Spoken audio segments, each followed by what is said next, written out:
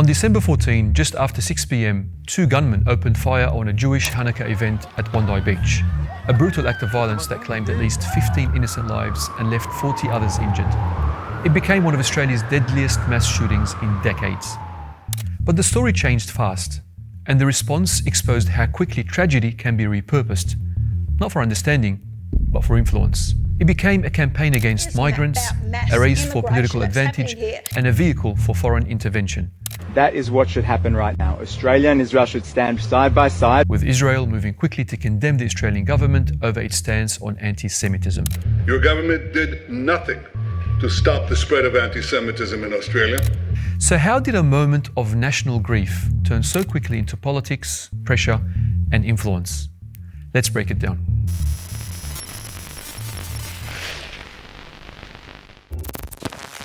As Australians were still processing the shocks, the grief and the fear, the conversation quickly became something else. Australia had come under political attack from Israeli Prime Minister Benjamin Netanyahu, who, let's not forget, is currently facing international war crime allegations. Netanyahu directly criticised Prime Minister Anthony Albanese. Your call for a Palestinian state pours full fuel on the anti-Semitic fire. It rewards Hamas terrorism. It emboldens those who menace Australian Jews and encourages the Jew hatred now stalking your streets. Suggesting that the Bondi attack was somehow connected to Australia's recognition of Palestine. There was no proof behind this claim, and none has emerged since. It was a clear attempt to politicise grief and steer the narrative. Soon after, an Israeli government spokesperson escalated things further, suggesting Australia could learn from Israel when it comes to dealing with extremism. And instead of distancing ourselves from the one democratic nation that has been able to effectively deal with terrorism and extremism, the State of Israel, Australia should be bringing Israel closer and learning from Israel how to deal with the threat of fundamentalism, of extremism and of hatred. The irony is impossible to ignore, coming from a government whose actions in Gaza have resulted in tens of thousands of deaths and have been widely condemned by human rights organisations and legal experts around the world. And what began as commentary quickly became pressure. The message was clear. For some voices, the problem was no longer the violence itself. It was Australia's recognition of a Palestinian state. And it wasn't only international figures weighing in. Here at home, former Prime Ministers John Howard and Tony Abbott stepped in. John Howard publicly admonishing Anthony Albanese and citing Australia's historic relationship with Israel.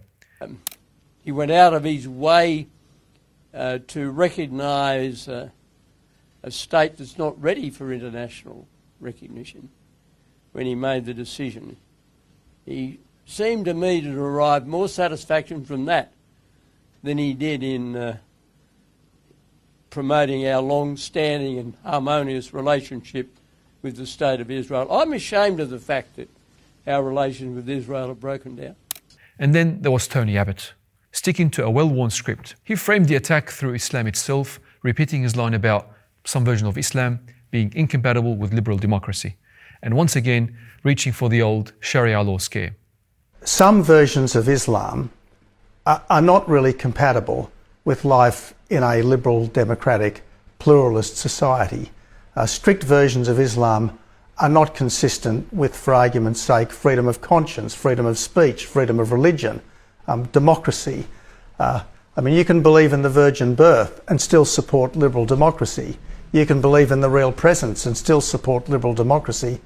But I don't believe that you can support Sharia law, for instance, certainly not a strict form of Sharia law, and still support liberal democracy. As pressure mounted, calls for action came fast, led by Australia's anti-Semitism envoy, Gillian Segal, who publicly condemned the government for what she described as inaction on anti-Semitism.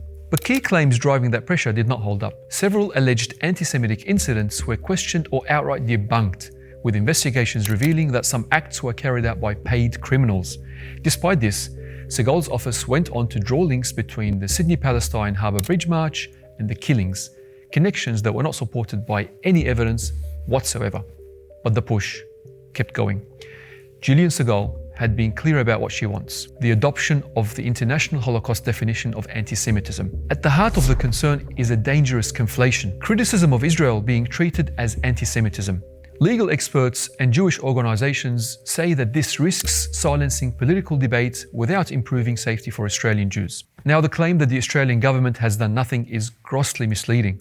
Over the past 2 years, laws in Australia have already been tightened, policing powers have been expanded, and significant funding and task forces have been introduced in response to anti-Semitism. And then the focus shifted again, this time towards migration. It even went as far as police issuing a warning about visiting Cronulla Beach, a place already marked by the memory of the Cronulla riots 20 years ago, after messages started circulating about plans to assault Middle Eastern people.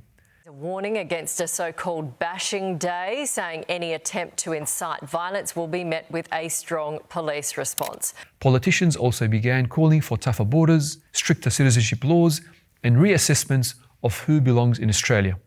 It was pointed out that one of the attackers had migrated to Australia decades ago. But that version of events tells only part of the story. When the violence unfolded, migrants were not just present, they were amongst those who stepped in to stop it. An asylum seeker ran towards danger to kick a rifle away, only to be mistaken for a gunman himself and attacked. Reuben Morrison, who migrated to Australia, threw bricks to protect people behind him. He was sadly killed. Boris and Sofia, a Jewish couple from Russia, died while trying to disarm the attacker. Their actions deserve to be remembered in full.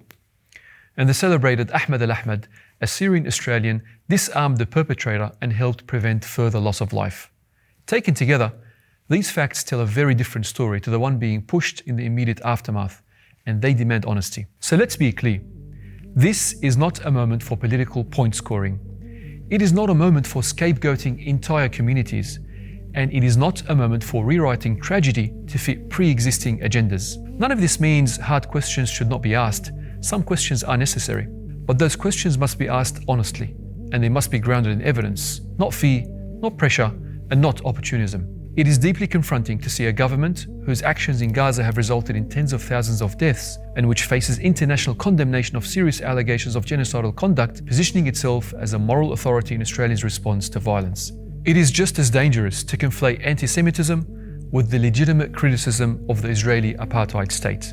And it is unacceptable to see racist political narratives once again pinned on migration and Islam, especially when he was a migrant who disarmed the attacker. Tragedy demands responsibility, not opportunism.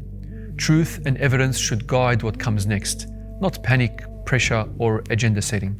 Anything else risks turning loss into lasting damage.